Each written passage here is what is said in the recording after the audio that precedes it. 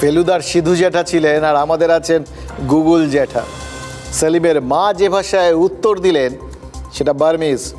তার সাথে আমাদের রিপোর্টার গুগল ট্রান্সলেটরের সাহায্য নিয়ে কথা বলেছেন।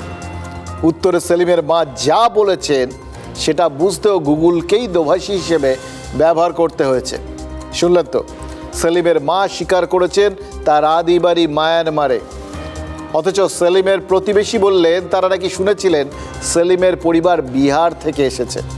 আচ্ছা, এই তো ভাষা, মুখের কথা, সেগুলো মানে দুর্বোধ্য আপনার আমার কাছে, এটাই তো স্বাভাবিক। বাংলায় আমরা বাঙালি, বাংলা ভাষায় কথা বলি। আমাদের বিভিন্ন মানে ধরুন বাংলাদেশ থেকে এলেও না হয় একটা কথা আছে, এমনকি বাংলার বিভিন্ন প্রান্তে কথাবার্তার মধ্যে একটা টান থাকে, কিন্তু এর মধ্যে তো টান ফানের কোনো ব্যাপার নেই, সম্পূর্ণ অন্য ভাষা। কারোর কোনো সন্দেহ হলো না? নাকি স্থানীয়দের মধ্যেও এমন কেউ কেউ আছেন যারা সেলিমের আসল পরিচয়টা জানতেন এবং ব্যাপারটা জেনে বুঝে গোপন রেখেছিলেন? সেটা যদি হয় তাহলে বুঝতে হবে এই সেলিম হিমশৈলের চূড়া মাত্র। শুধুমাত্র এ রাজ্যে খেয়ে পড়ে এ রাজ্যের ইমাম ভাতা নেওয়ার ইচ্ছে তার ছিল না, আরও বড় কোনো ষড়যন্ত্রের হয়তো সে অংশ ছিল।